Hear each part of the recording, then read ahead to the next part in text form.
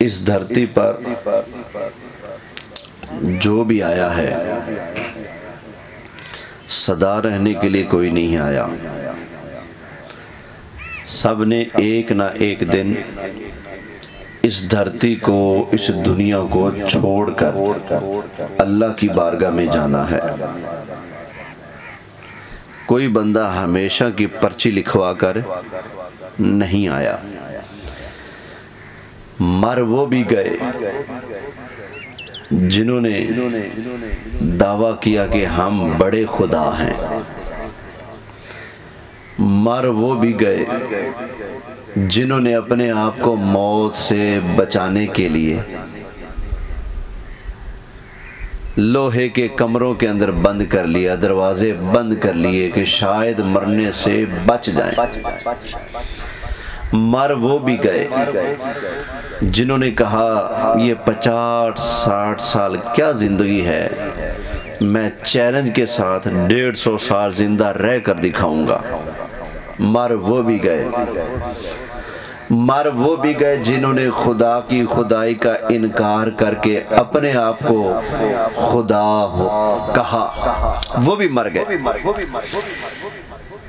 وہ بھی مر گئے جنہوں نے کہا کہ ہمیں کوئی پوچھنے والا نہیں، اور مر وہ بھی جائیں گے جو کہتے ہیں کہ ہم ہر قانون سے بالا تر ہیں، ہمیں استثناء دیا جائے، ہمیں تا حیات مہلت دے دی جائے۔ وہ بھی مر گئے جو ہیں وہ مر جائیں گے، لیکن یارو ایک فرق ہے سمجھنے والا، مرنا میں نے بھی ہے، مرنا آپ نے بھی ہے، مرنا کافروں نے بھی ہے، مرنا مسلمانوں نے بھی ہے، لیکن ایک عام بندے کا دنیا سے جانا اور ایک اللہ کے پیارے بندے کا دنیا سے جانا، دونوں میں زمین و آسمان سے زیادہ کا فرق ہے۔ جانا سب نے ہے، اس میں کوئی جھگڑا نہیں، جو کسی کو نہیں مانتا نا مرنے کو وہ بھی مانتا ہے، مرنا سب نے۔ اور اللہ نے اس بات کو قرآن حکیم میں جگہ جگہ پر مختلف انداز میں بیان فرمایا ہے۔ مثلا اللہ تعالیٰ ارشاد فرماتا ہے، اللہ تعالیٰ نے ارشاد فرمایا کل من علیہا فان،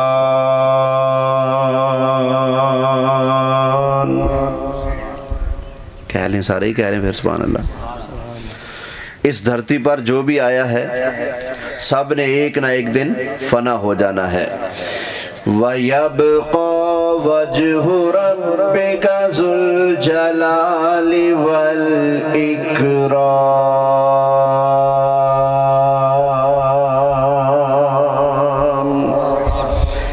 ایک اللہ کی ذات ہے جس نے ہمیشہ باقی رہنا ہے، تو پتہ چلا موت سب کو آنی ہے۔ ایک جگہ ارشاد فرمایا، اللہ تعالیٰ نے ارشاد فرمایا منہا خلقناکم وفیہا نعیدکم ومنہا نخرجکم تارۃ اخری،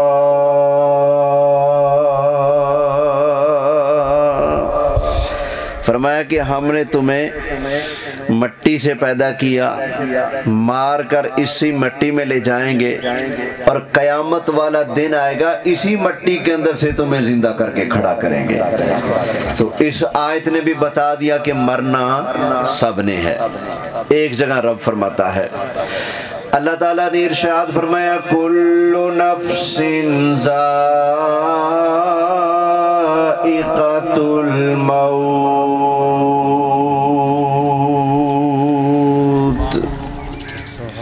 کہ ہر نفس نے موت کا ذائقہ چکھنا ہے، کوئی بچ نہیں سکتا، سب کو موت آنی اللہ کے سوا۔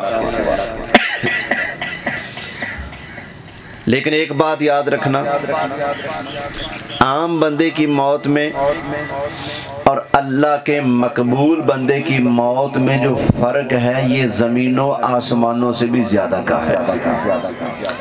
بخاری مسلم کی حدیث ہے، نبی کریم علیہ الصلوۃ والسلام نے ارشاد فرمایا کہ اللہ تعالیٰ کے پیارے نبی حضرت موسیٰ علیہ السلام تشریف فرما تھے۔ تھوڑا سا ڈیلے کو کم کر دیں، ہلکا سا کم کر دیں۔ کون سے نبی بھلا؟ حضرت موسیٰ علیہ السلام تشریف فرما تھے۔ اچانک سامنے آ گئے حضرت اسرائیل علیہ السلام، اور آ کر آپ کی روح قبض کرنے لگے۔ حضرت موسیٰ علیہ السلام نے پوچھا بھئی کون ہو، کیا کرنے آئے ہو، کیا کرنے لگے ہو؟ کہنے لگا علی جان میں موت کا فرشتہ اسرائیل ہوں اور وہی کرنے لگا ہوں جو میری ڈیوٹی ہے، یعنی آپ کی جان نکالنے لگا ہوں، آپ کی روح قبض کرنے لگا ہوں۔ حضرت موسیٰ علیہ السلام کو جلال آ گیا۔ نبی کریم علیہ السلام نے ارشاد فرمایا، حضرت موسیٰ علیہ السلام نے ایک زوردار تھپڑ اللہ کے فرشتے حضرت اسرائیل علیہ السلام کے منہ پر لگایا۔ حضرت اسرائیل علیہ السلام کی آنکھ کا ڈیلا باہر آ گیا۔ حضرت اسرائیل علیہ السلام نے اپنی آنکھ کا ڈیلا اپنے ہاتھ پر رکھا، اللہ کے بارگاہ میں واپس چلے گئے۔ یا اللہ تو نے مجھے اپنے ایسے بندے کی بارگاہ میں بھیجا، یا اللہ جس کا مرنے کا پروگرام نہیں ہے۔ یا اللہ کوئی پروگرام ہی نہیں ان کا مرنے کا، یہ دیکھنا یا اللہ میری آنکھ نکال دی۔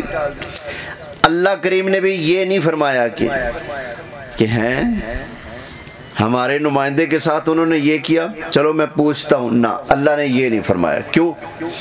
اللہ کو پتہ ہے کہ میں نے خود ہی ان کو طوریں عظمتیں عطا فرمائی ہیں، میں نے ہی ان کو جلال عطا فرمایا ہے، میں نے ان کو یہ شان عطا فرمائی ہے، تو اس لیے اللہ ناراض نہیں ہوا، بلکہ اللہ کریم نے حضرت اسرائیل علیہ السلام سے فرمایا کہ دوبارہ جاؤ۔ یا اللہ انہی کے پاس؟ فرمایا ہاں دوبارہ انہی کے پاس جاؤ، لیکن اب خالی نہیں جانا، ایک بیل لے جاؤ، اور ہاں ڈائریکٹ نہیں جانا، پہلے جا کر سلام کرنا ہے، اجازت مانگنی ہے، سلام کا جواب مل جائے، اجازت مل جائے، پھر بارگاہ میں حاضر ہونا ہے، پھر جا کر عرض کرنا ہے کہ اللہ بھی آپ کو سلام کہتا ہے، پھر آپ نے یہ کہنا ہے کہ اللہ نے یہ بیل بھیجا ہے آپ کی خدمت میں، اے اللہ کے نبی اس بیل کی کمر کے اوپر اپنا رحمت اور برکت والا ہاتھ پھیر دیں، جتنے بال آپ کے ہاتھ کے نیچے آ جائیں گے، ٹچ ہو جائیں گے، اللہ تعالیٰ ہر بال کے بدلے میں ایک سال زندگی بڑھا دے گا۔ سبحان اللہ۔ یہ پیغام لے کر اور یہ بیل لے کر حضرت اسرائیل علیہ السلام آ گئے حضرت موسیٰ علیہ السلام کے پاس۔ پہلے اچانک ہی سامنے آ گئے تھے، اب دور کھڑے، ہاتھ باندھے، گردن جھکائی اور زبان سے کہنے لگے السلام علیک یا نبی اللہ، السلام علیک یا کلیم اللہ، اے اللہ کے کلیم، اے اللہ کے نبی، آپ کو سلام ہو، مجھے اجازت عطا فرمائے، میں آپ کی بارگاہ میں حاضر ہونا چاہتا ہوں۔ حضرت موسیٰ علیہ السلام نے اجازت عطا فرمائی، فرمایا اسرائیل اب بتاؤ کیسے آئے ہو؟ حضرت اسرائیل علیہ السلام نے حضرت موسیٰ علیہ السلام کی بارگاہ میں عرض کیا، یا نبی اللہ، آپ کا رب آپ کو سلام ارشاد فرماتا ہے، اور اللہ تعالیٰ نے ارشاد فرمایا اگر آپ موت کو قبول نہیں فرماتے اور زندہ رہنا چاہتے ہیں، اللہ نے آپ کی خدمت میں ایک بیل بھیج دیا ہے، اے اللہ کے نبی اس بیل کی کمر کے اوپر اپنا رحمت اور برکت والا ہاتھ مبارک پھیر دیں، جتنے بال آپ کے ہاتھ کے نیچے آ جائیں گے اللہ تعالیٰ ہر بال کے بدلے میں 1 سال زندگی بڑھا دے گا۔ فرمایا چلو ٹھیک ہے، لیکن اسرائیل یہ بتاؤ جب یہ زندگی ختم ہو جائے گی بالوں والی تو پھر کیا بنے گا؟ میں ہاتھ پھیروں 1000 بال نیچے آ جائے، 1000 سال زندگی بڑھ گئی، لیکن جب یہ زندگی پوری ہو جائے گی پھر کیا بنے گا؟ اینڈ کیا ہوگا؟ حضرت اسرائیل علیہ السلام نے حضرت موسیٰ علیہ السلام کی بارگاہ میں عرض کیا، اے اللہ کے پیارے نبی، جب یہ زندگی پوری ہو جائے گی بالآخر آپ کو موت کو قبول کرنا پڑے گا، اللہ کی بارگاہ میں جانا پڑے گا، اس کے بغیر کوئی چارہ نہیں ہے۔ حضرت موسیٰ علیہ السلام نے فرمایا اسرائیل ٹھیک ہے، اگر اینڈ یہی ہونا ہے کہ بالآخر موت کو قبول کرنا پڑے گا، فرمایا ٹھیک ہے، پھر مجھے یہ والی زندگی نہیں چاہیے مزید، بس ٹھیک ہے، میری طرف سے اجازت ہے، میری روح قبض کر لو۔ حضرت موسیٰ علیہ السلام نے اجازت عطا فرمائی۔ اجازت ملنے کے بعد حضرت ملک الموت اسرائیل علیہ السلام نے جناب موسیٰ علیہ السلام کی روح کو قبض فرمایا۔ اب ذرا سوچئے گا،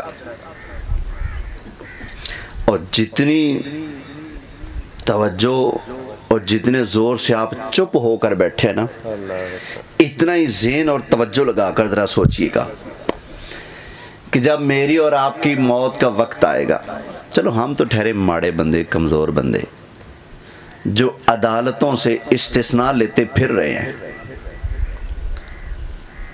جو کہتے ہیں کہ تا حیات ہمیں شیطان کی طرح چھٹی دے دی جائے، تا حیات ہمیں کوئی پکڑنے والا نہ ہو، قانون کی گرفت سے ہمیں اوپر کر دیا جائے، قانون ہم تک نہ پہنچ سکے۔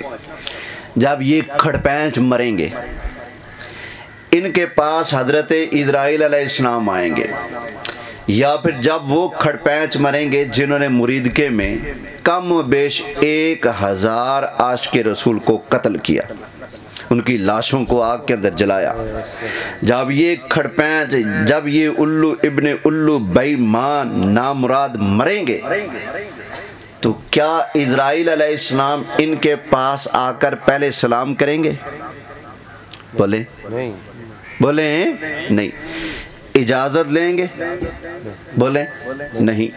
اگر ان کا مرنے کا پروگرام نہ ہو تو کیا حضرت اسرائیل علیہ السلام واپس چلے جائیں گے؟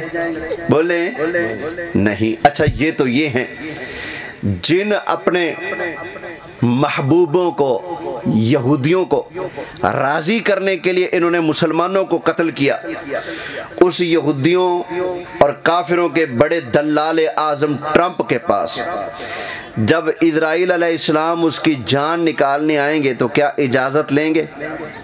بولیں یار، پوچھیں گے، سلام کریں گے؟ پروگرام مرنے کا نہ ہوا تو ٹائم دیں گے؟ نہیں نا۔ تو نتیجہ کیا نکلا؟ اللہ تعالیٰ کا فرشتہ اسرائیل علیہ السلام وہ فرشتہ ہے جن کے سامنے میں بے بس، جن کے سامنے آپ بے بس۔ حضرت اسرائیل علیہ السلام اللہ کے وہ فرشتے ہیں جن کے سامنے دنیا کا بڑے سے بڑا پہلوان بھی بے بس، دنیا کی سب سے بڑی ایٹمی طاقت رکھنے والے بھی حضرت اسرائیل علیہ السلام کے سامنے بے بس ہیں۔ تا حیات کے لیے استثناء مانگنے والے بڑے بڑے دجال، بڑے بڑے کذاب اور فرعون بھی حضرت اسرائیل علیہ السلام کے سامنے بے بس و مجبور ہیں، لیکن اللہ تعالیٰ کے نبی کی بارگاہ وہ بارگاہ ہے جہاں آ کر اسرائیل خود بے بس ہو جاتا ہے۔ جس کے سامنے سب بے بس ہیں، وہ اسرائیل جب نبی کے در پہ آئے تو خود بے بس ہو جاتا ہے۔ تو آپ اندازہ کریں اللہ کے نبیوں کی کتنی شان ہے، کتنی پاور ہے ان کی۔ اچھا، اگر اللہ نے تو زبان دیتی ہے تو بول سکتے ہو، تو صحت بھی ساتھ دے رہی ہے، پھر بولو سبحان اللہ یار، سبحان اللہ، سبحان اللہ، ماشاءاللہ۔ اگر کوئی بیمار لاچار مجبور ہے تو پھر اس کی معذرت قبول ہے، لیکن جس کو اللہ نے صحت دی ہے اور زبان بھی دی ہے اور پھر بولنے کا فن بھی دیا ہے، تو اللہ کا نام ہی لینے، کون سا میں اپنا نام لینے کا کہہ رہا ہوں، نہ آپ نے میرے نام کا نعرہ مارنا، نہ میرے باپ کے نام کا نعرہ مارنا، نہ میرے استادوں کا نعرہ مارنا، نہ میرے پیر کا نعرہ مارنا، نہ کسی ملک کے صدر بدر کا نعرہ مارنا ہے، آپ نے نام لینا ہے اپنے رب کا۔ بولیے سبحان اللہ، اونچی آواز سے بولیں سبحان اللہ، توجہ ہے نا؟ ایک مرتبہ پھر بولیں سبحان اللہ۔ تو حضرت اسرائیل وہ ہیں جن کے سامنے ہر بڑے سے بڑا شخص کیا ہے؟ مجبور ہے، بے بس ہے، لیکن اللہ کے نبی کی بارگاہ ہائے ہائے ہائے، سبحان اللہ، وہ بارگاہ ہے جہاں آ کر اسرائیل خود بے باس ہو جاتا ہے۔ بے شک، اللہ اکبر۔ اچھا ایک اور بات بھی توجہ سے سنیے گا، جب آتے ہیں نا ربیع الاول شریف کا دن آتے ہیں اور گھر گھر گلی گلی محلے سج جاتے ہیں اور میلاد شریف کی محفلیں ہوتی ہیں، تو ہمارے نعت خان حضرات ایک نعت پڑھتے ہیں، نور والا آیا آیا ہے، نور لے کر آیا، آیا ہے، سارے عالم میں یہ دیکھو کیسا نور چھایا ہے۔ جب ہمارے ثنا خان اور ہمارے چھوٹے چھوٹے بچے بھی یہ بات بیان کرتے اور کہتے اور پڑھتے ہیں کہ نور والا آیا ہے، نور لے کر آیا ہے، تو کئی لوگ ہمیں سمجھاتے ہیں، دیکھو نا نبی کریم علیہ السلام کو نور کیوں کہتے ہو، تم لوگ یہ کیوں کہتے ہو کہ نور والا آیا ہے؟ دیکھو نا جنگ احد کے اندر کافروں نے جب حملہ کیا، نبی کریم علیہ السلام کے دندان مبارک شہید ہوئے، حضور علیہ السلام کے دندان مبارک کے شہید ہونے کی وجہ سے خون نکلا، خون بہا۔ اگر نبی کریم علیہ السلام نور ہیں تو کیا نور کو چوٹ لگتی ہے؟ اگر حضور نور ہیں تو کیا نور کا خون نکلتا ہے؟ حضور کو تو چوٹیں بھی لگیں، حضور کا تو خون بھی بہا، تو جو نور ہوتا ہے اس کو چوٹ نہیں لگتی، جو نور ہوتا ہے اس کا خون نہیں بہتا۔ نبی کریم علیہ السلام کا خون بہا، حضور کو چوٹیں بھی لگی، لہذا نور نہیں ہے، سرکار کو نور نہ کہا کرو بلکہ بشر کہا کرو۔ کئی لوگ یہ بات کرتے ہیں کہ نہیں کرتے؟ سنتے ہیں نا آپ لوگ؟ تو آئیے میں اس کا جواب عرض کر دوں، ذرا توجہ سے سنیے گا، اور اتنی توجہ آپ نے ضرور کرنی ہے جتنی خاموشی آپ کی ہے، ٹھیک ہے نا؟ پوری توجہ سے آپ نے خاموشی اختیار کی ہوئی تو پوری توجہ سے آپ یہ بھی سنیے گا۔ اب بتاؤ اسرائیل علیہ السلام اللہ کا فرشتہ، یہ نور ہے کہ نہیں؟ جی نور ہے، فرشتے کون سی مخلوق ہیں؟ نوری مخلوق ہیں۔ صحیح مسلم شریف میں حدیث ہے، نبی کریم علیہ السلام نے ارشاد فرمایا خلقت الملائکۃ من نور، اللہ نے سارے فرشتوں کو نور سے پیدا فرمایا ہے۔ فرشتے کون سی مخلوق ہیں؟ نوری۔ اب ذرا حدیث پر غور کریں، نوری فرشتہ حضرت اسرائیل حضرت موسیٰ علیہ السلام کی روح قبض کرنے کے لیے آئے تو تھپڑ لگا کہ نہیں لگا؟ چوٹ لگی یا نہیں لگی؟ آنکھ نکلی یا نہیں نکلی؟ ہے نور، چوٹ بھی لگی، ہے نور، آنکھ کا ڈیلا بھی نکلا۔ یہ اور بات ہے کہ اللہ نے ٹھیک فرما دیا بعد میں، لیکن ڈیلا نکلا نا۔ تو اب ذرا توجہ کیجئے گا، حضرت اسرائیل علیہ السلام اللہ کا نوری فرشتہ ہے، ان کو اگر حضرت موسیٰ علیہ السلام کا تھپڑ لگ جائے، ان کی آنکھ کا ڈیلا باہر نکلا ہے، اسرائیل علیہ السلام کی نورانیت میں کوئی فرق نہیں پڑتا، تو قسم پروردگار کی اگر احد کے میدان کے اندر نبی کریم علیہ السلام کے جسم مبارک پر چوٹ آ جائے، نبی کریم علیہ السلام کا مبارک خون بہ جائے، تو حضور کی بھی نورانیت میں کوئی فرق نہیں پڑتا۔ اسرائیل چوٹ لگنے کے باوجود نوری فرشتے ہیں، نبی کریم علیہ السلام چوٹ آنے کے باوجود اللہ کے نوری مخلوق بھی ہیں، سرکار بشری مخلوق بھی ہیں۔ بے شک افضل البشر، سمجھ آگی نا؟ ان کے نور میں فرق نہیں پڑا چوٹ آنے کی وجہ سے، تو حضور کے نور کے اندر بھی کوئی فرق ہے؟ بولیے نہیں پڑا۔ اللہ اکبر، توجہ ہے؟ سبحان اللہ، سبحان اللہ۔ تو خیر، مرنا میں نے بھی ہے، مرنا آپ نے بھی ہے، مرنا اللہ کے مقرب بندوں نے بھی ہے۔ ہماری موت کے اندر اور اللہ کے مقرب بندوں کی موت کے اندر یہ زمین و آسمان کا فرق تھوڑا ہے، لیکن ہماری اور ان کی موت میں جو فرق ہے یہ اس سے بھی زیادہ ہے۔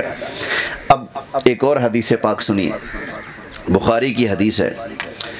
ایک دن نبی کریم صلی اللہ علیہ وسلم نے اپنے صحابہ سے ارشاد فرمایا میرے صحابہ، اللہ تعالیٰ کا ایک بندہ ہے، اللہ نے اپنے اس خاص بندے سے فرمایا ہے کہ اے میرے بندے، آپ کی وفات کا وقت قریب آ چکا ہے، دو راستے ہیں، دنیا میں اگر رہنا چاہتے ہیں تو بھی آپ کو اختیار ہے، اگر آپ موت قبول کر کے اللہ کی بارگاہ میں آنا چاہتے ہیں تو بھی آپ کی مرضی ہے، پیارے اور میرے محبوب بندے، جیسے آپ کا دل کرے، جیسے آپ کی مرضی ہو ویسے کر لیتے ہیں۔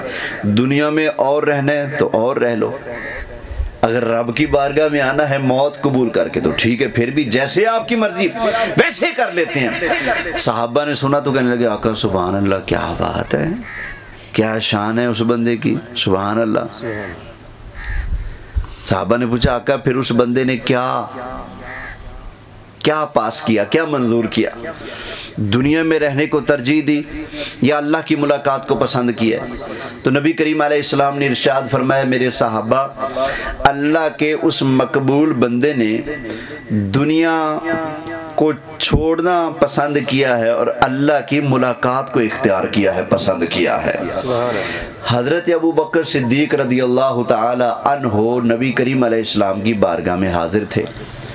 حضور علیہ السلام جب یہ ساری باتیں فرما رہے تھے نا تو حضرت صدیق اکبر رضی اللہ تعالی عنہ رو رہے تھے، آنکھوں سے آنسو بہہ رہے تھے۔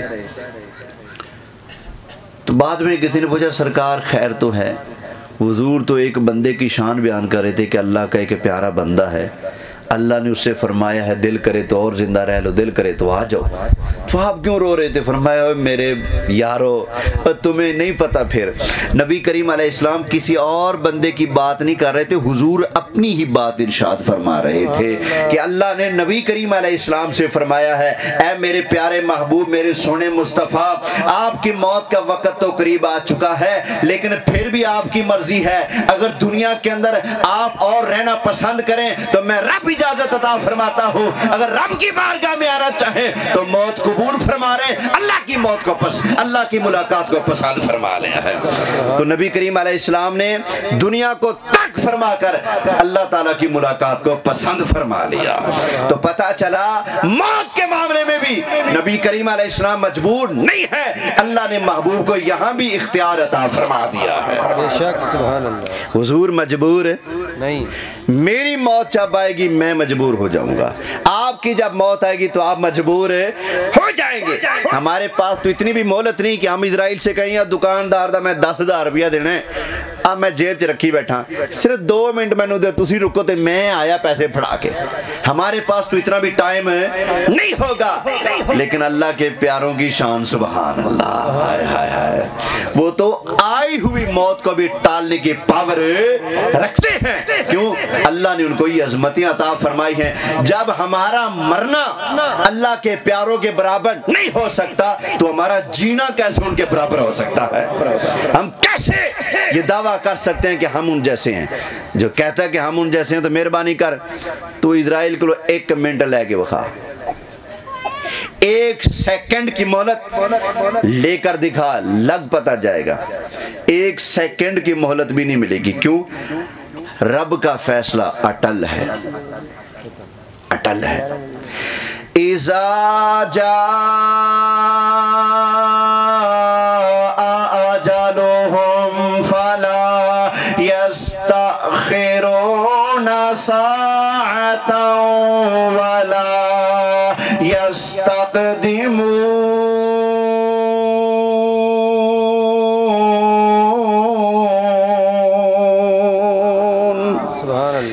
موت جب آ جائے تو ٹائم مقرر ہے، نہ 1 گھڑی آگے نہ 1 گھڑی پیچھے۔ اللہ اکبر۔ اچھا، ایک کتاب ہے جس کا نام ہے جمال اولیاء، لکھنے والے مولوی صاحب کا نام ہے اشرف علی تھانوی۔ اس کے اندر انہوں نے ایک اللہ کے ولی جن کا نام ہے حضرت محمد اشر بینی رحمت اللہ علیہ، ان کا ذکر کیا ہے۔ یہ بڑے صاحب کرامت بزرگ تھے۔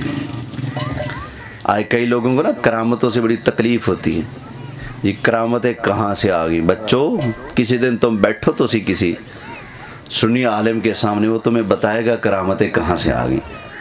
ہم اللہ کے پیاروں کی کرامتوں کا ثبوت اللہ کے قرآن سے دکھانے کو تیار ہیں۔ اب راستے تو 2 ہی ہوں گے، یا قرآن ماننا پڑے گا یا انکار کر کے چٹا کافر ہونا پڑے گا۔ قرآن کے اندر سے میں پروف دینے کو تیار ہوں، کرامات برحق ہیں، کرامات کا ثبوت حدیثوں میں تو ہے ہی ہے۔ ہم پہلے نمبر پر اللہ کے قرآن سے گفتگو کرنے کے لیے تیار ہیں۔ اللہ کے قرآن کے اندر جگہ جگہ پر اللہ کے ولیوں کی کرامتوں کا ذکر موجود ہے۔ صرف ایک بات کر دیتا ہوں، یہ سورج دیکھ رہے ہو نا، یہ سورج ہمارے سر پہ کھڑا ہے یا ایک سائڈ پہ ڈھلکا ہوا ہے؟ دیکھیں، سیدھا سر پہ تو نہیں نا، سورج وہاں سے نکلتا ہے، ہونا تو یہ چاہیے تھا وہاں سے نکلتا تو ایسے جاتا، یہاں سیدھا سر پہ ہو کر بالکل سٹریٹ سیدھا ایسے جاتا، ایسے نا ہونا یہ چاہیے تھا، لیکن سورج کیسے نکلتا ہے بھلا؟ یہاں سے نکلتا ہے، ادھر سے ہو کے جاتا ہے نا، سیدھا سر کے اوپر ہے، نہیں آتا۔ یہ کیوں ہے؟ کیا وجہ ہے اس کی؟ اوہ کرامتوں کے منکر ہو، بتاؤ نا قرآن کی روشنی میں ہمیں، یہ سورج کی چال کیوں بدلی، کب سے بدلی؟ پہلے سورج کی چال کیا تھی، اب سورج کی چال یہ ہے، یہ چال کیوں بدلی رب نے؟ پہلے سورج ایسے نکلتا تھا، وہاں سے سیدھا نکلا، سیدھا سر کے اوپر آ گیا، وہاں سے سیدھا ایسے چلا گیا، یوں نکلتا تھا سیدھا بالکل، لیکن اب وہاں سے نکلتا ہے وہ ادھر جاتا ہے، وہاں سے ہو کر پھر ایسے آتا ہے۔ یہ چال اللہ نے سورج کی کیوں بدلی؟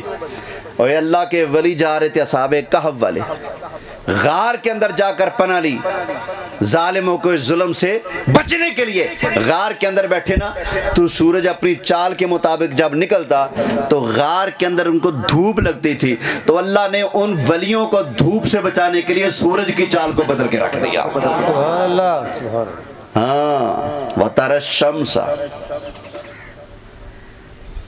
تو سورج کے دیکھے گا، وعلیکم السلام ورحمۃ اللہ، جب وہ نکلتا ہے تو اصحاب کہف والوں سے ایک طرف کو ہو کر جھک کر نکل جاتا ہے۔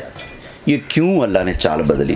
تاکہ اللہ کے ولی آرام سے سوئے، دھوپ کی وجہ سے ان کو تنگی نہ ہو، تو قیامت تک سورج کا بالکل سیدھا نہ گزرنا بلکہ ایک طرف کو ہو کر گزرنا، یہ قیامت تک کے لیے اصحاب کہف کے ولیوں کی کرامت ہے۔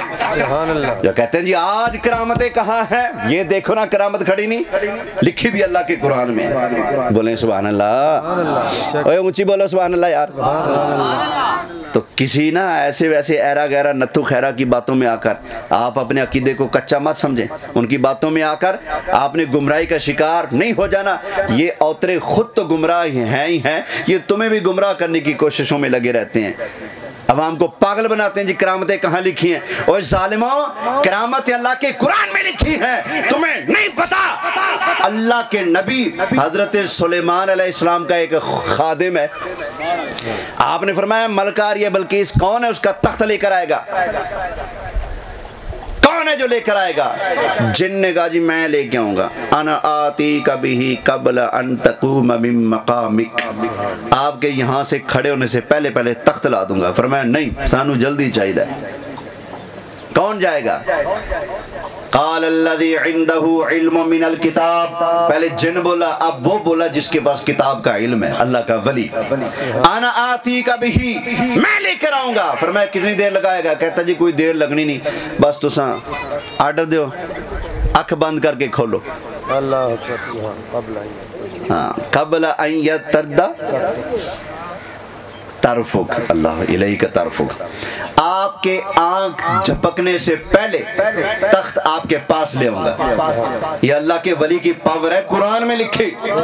ابھی کہتے ہیں کرامتیں کتنے آئی ہیں، یہ نبیوں کے نوکروں کی پاوریں ہیں، تو نبیوں کی پاوریں کون بیان کر سکتا ہے؟ یہ سلیمان نبی کا وزیر ہے، جب ان کے وزیر کی یہ طاقت ہے تو خود حضرت سلیمان کی طاقت کیا ہوگی؟ حضرت سلیمان علیہ السلام کی طاقت ہے، سبحان اللہ۔ تو جو حضرت سلیمان علیہ السلام سمیت سارے نبیوں کے امام ہیں، نبی کریم علیہ السلام، ان کی عظمتیں اور طاقتیں پاوریں کون بیان کر سکتا ہے؟ ہم نے بس ایک ہی بات رٹی ہے، کیا؟ سب سے اعلیٰ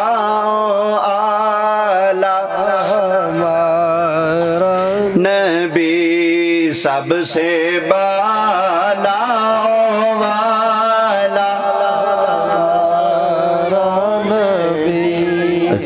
پڑھ لو ثواب البیگا، سب سے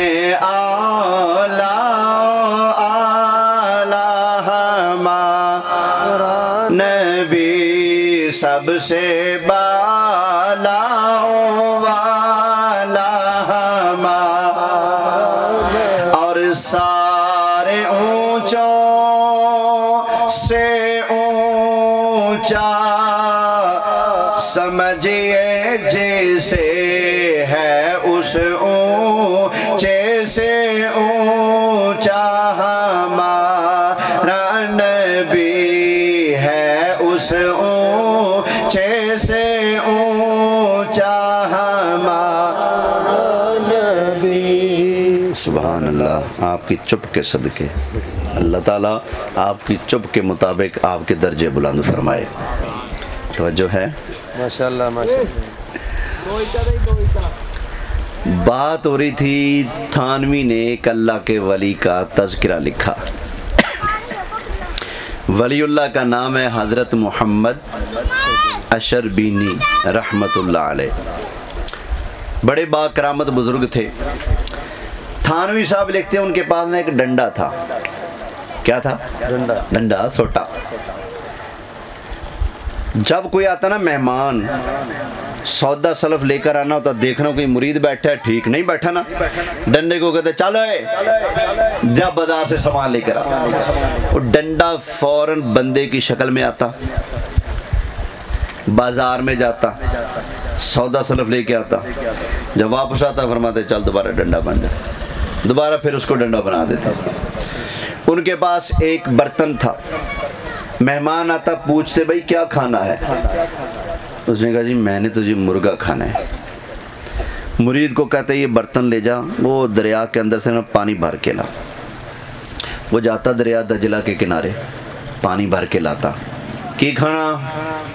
मैं जी मुर्गा खाना है। बर्तन के अंदर वो पौवा जो भी होता वो डालते, ऐसे निकालते तो अंदर सालन बना हुआ था। ये लो जी। तू की खाना है? मैं जी शरबत पीना है। उसी के अंदर से निकालते, दोबारा तो शरबत निकल आता। तू की पीना? जी मैं दूध पीना।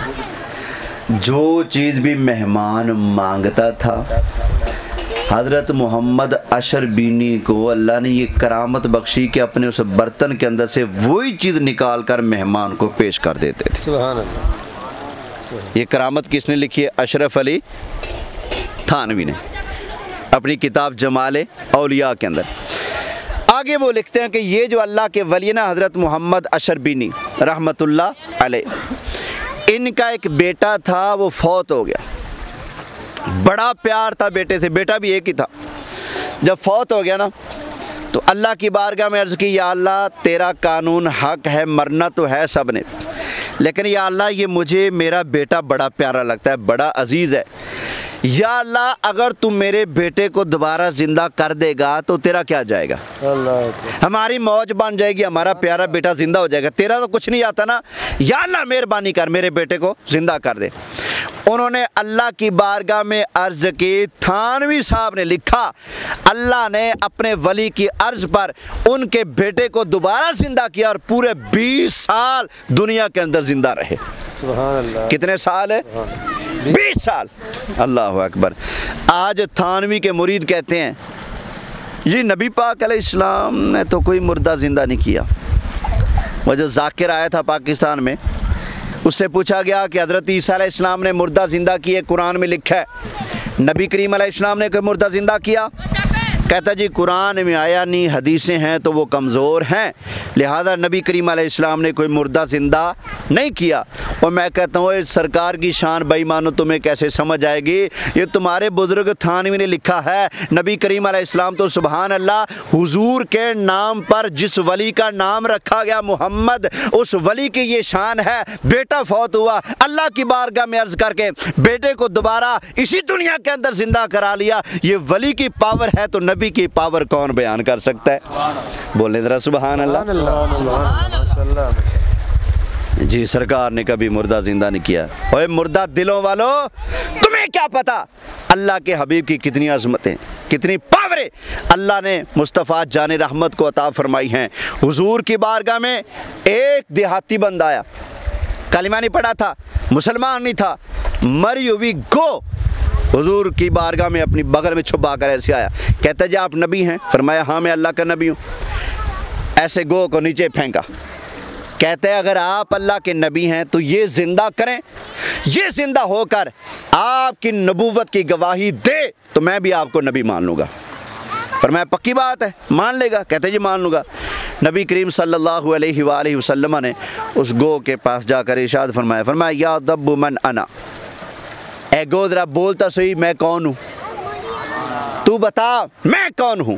اللہ اکبر. حضور کی توجہ ڈالنے کی دیر تھی, زندہ ہو گئی. نہ صرف زندہ ہوئی, بولنے کی طاقت بھی آ گئی, بولنے کی طاقت بھی آ گئی. اس نے کہا کہ انت رسول اللہ و خاتم النبیین, آپ اللہ کے رسول ہیں اور خاتم النبیین ہیں.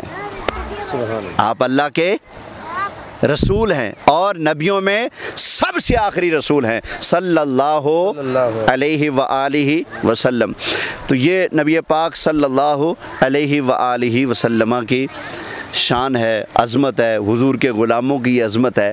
تو ہم بہرحال بات چل رہی تھی موت کے حوالے سے کہ مرنا تو سب نے ہے لیکن سب کا مرنا ایک جیسا بولیے نہیں ہے, سب کا مرنا ایک جیسا نہیں ہے. اللہ اکبر. حضرت شاہ عبد العزیز محدث دہلوی رحمۃ اللہ تعالی علیہ, 10:30 ہو چکے ہیں, ابھی کیا پروگرام ہے, کتنے بجے ختم شریف ہے؟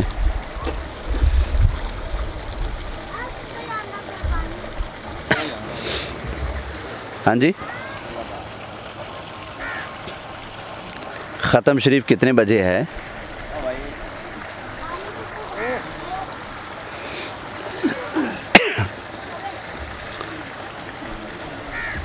کہیں ایسا نہ ہو کہ ٹائم ہو جائے آپ میرے رکنے کا انتظار کرتا رہیں, اس لیے میں آپ سے پوچھ رہا ہوں کہ ختم شریف کا کتنے بجے ختم شریف ہے؟ جی 10-15 منٹ اور ٹھیک ہو گیا. محبت سے بولیے سبحان اللہ. توجہ ہے ماشاءاللہ.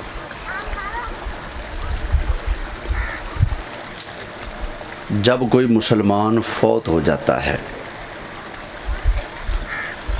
اب وارثوں کی ڈیوٹیاں شروع ہو جاتی ہیں. نبی کریم صلی اللہ علیہ وسلم نے وارثوں کی ڈیوٹیاں بیان فرمائی ہیں. اس کو غسل دو, اس کو کفن دو, اس کا جنازہ پڑھو, اس کی قبر تیار کرو, قبر میں اتارو. یہ وارثوں کی ڈیوٹیاں ہیں. ہمارے ہاں کیا ہوتا ہے, وارث ساری ڈیوٹیاں مولوی صاحب کے کھاتے میں ڈال دیتے ہیں, صرف ایک ڈیوٹی خود سنبھالتے ہیں. مرنے والے نے ترکہ کیا چھوڑا ہے, اس کے مالک وہ خود بن جاتے ہیں. ٹھیک ہے, بننا چاہیے, وہ مالک ہے, لیکن جس طرح مرنے والے کے ترکے کے آپ مالک ہیں اسی طرح اس کا جنازہ پڑھانے کا بھی پہلا حق آپ کا ہے. اس کو قبر میں اتارنے کا حق بھی پہلا آپ کا ہے, اس کو غسل دینے کا حق بھی پہلا آپ کا ہے. لیکن ہمارے ہاں کچھ ایسا عرف بن چکا ہے, کئی ہمارے معذرت کے ساتھ کئی مولوی صاحبان بھی شاید یہ سمجھتے ہیں کہ یہ ہماری ڈیوٹی ہے مردے کو غسل دینا, کفن کاٹنا, کفن پہنانا, جنازہ پڑھانا. بھئی یہ آپ کی ڈیوٹی نہیں ہے. سب سے پہلے یہ حق ان کا ہے جن کی فوت کی ہوئی ہے.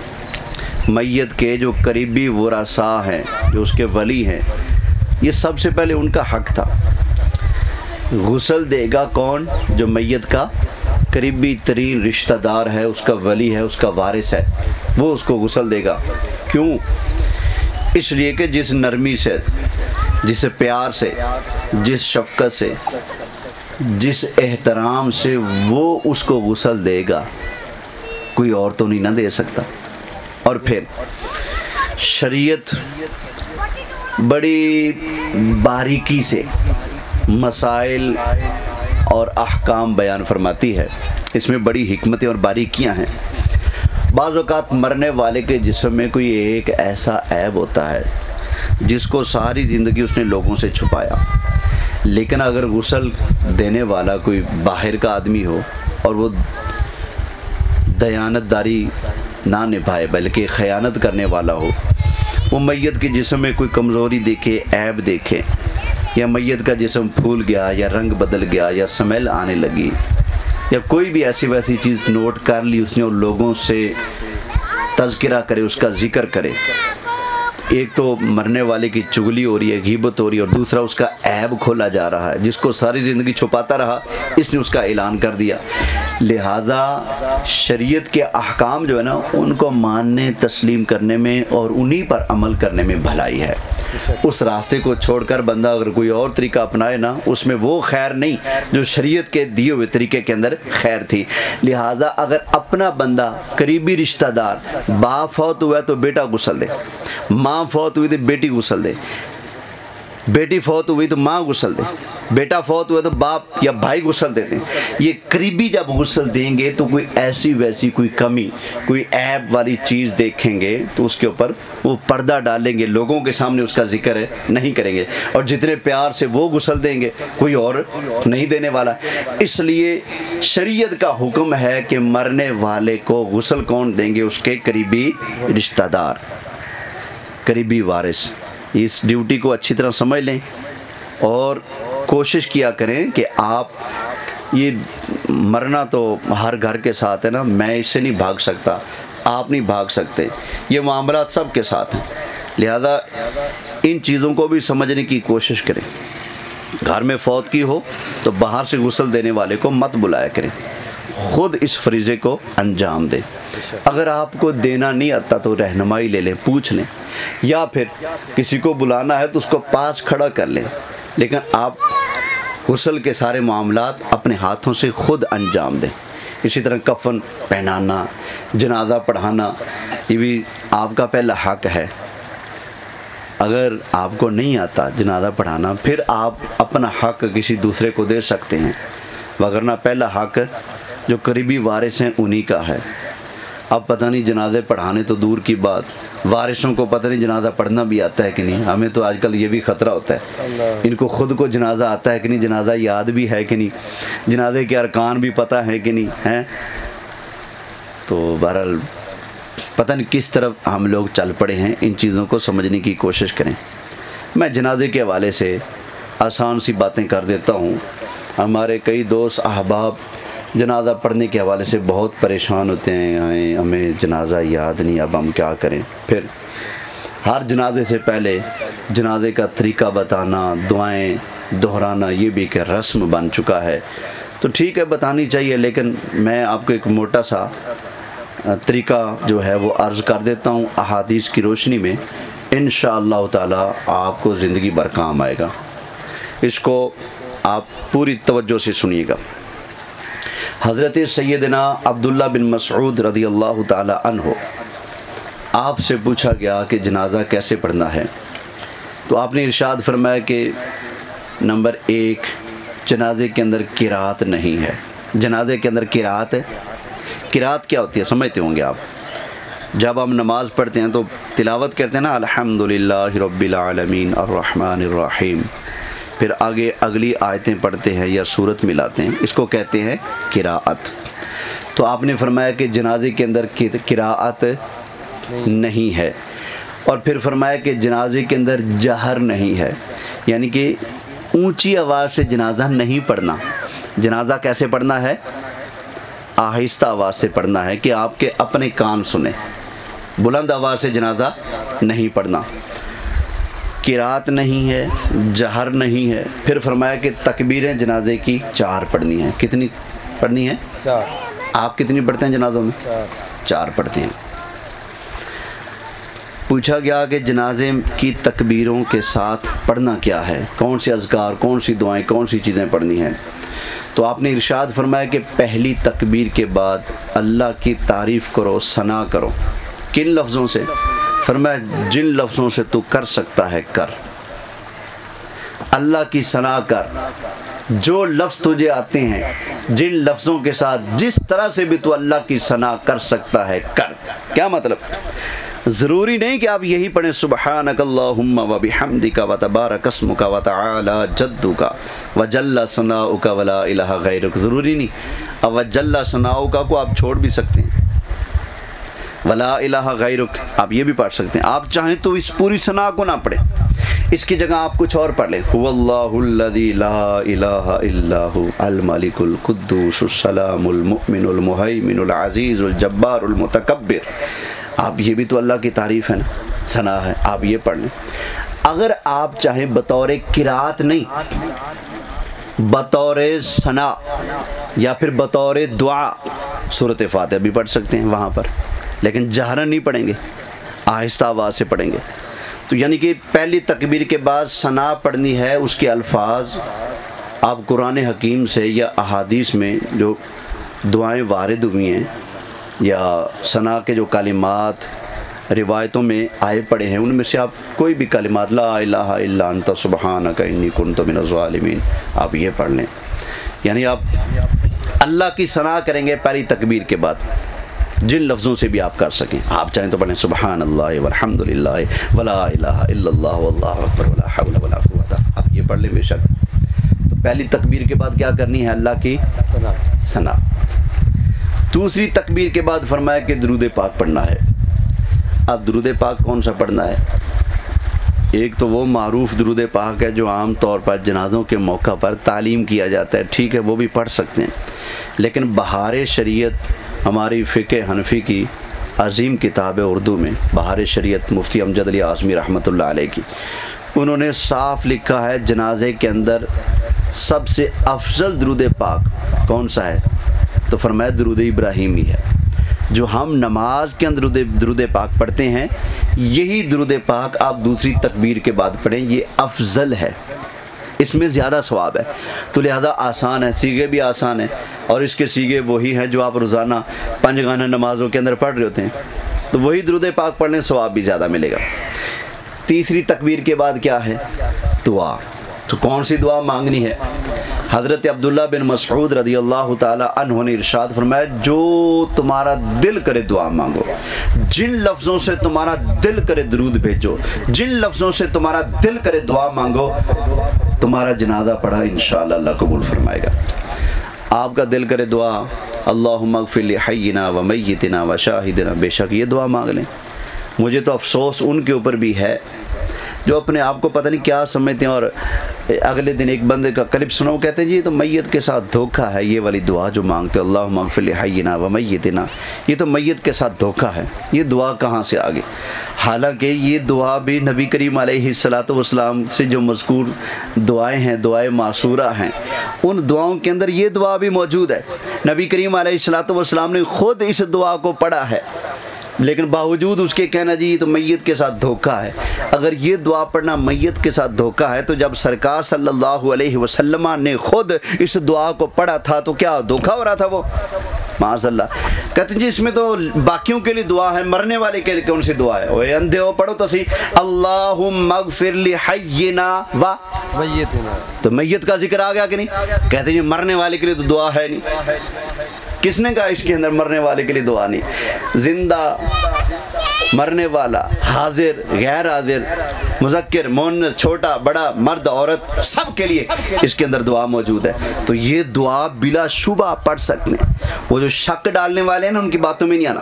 آپ کا دل کرے یہ دعا مانگیں، آپ کا دل کرے اللہم انت السلام و منک السلام، آپ یہ دعا پڑھ لیں۔ آپ کا دل کرے ربنا آتنا فی الدنیا حسنہ، آپ یہ پڑھ لیں۔ آپ کا دل کرے رب اجعلنی مقیم الصلاۃ، آپ یہ دعا پڑھ لیں۔ یعنی کوئی بھی دعا آپ پڑھیں گے، آپ کے ثواب کے اندر رتی برابر بھی کمی نہیں آئے گی۔ حضرت عبداللہ بن مسعود کی حدیث کی روشنی میں عرض کر رہا ہوں، فرمایا پہلی تکبیر کے بعد ثنا، جن لفظوں سے تو چاہے ثنا پڑھتے ہیں، تو وہاں پھرتے وقت تم نے زبان سے یہ کلمات ادا کرنے ہیں۔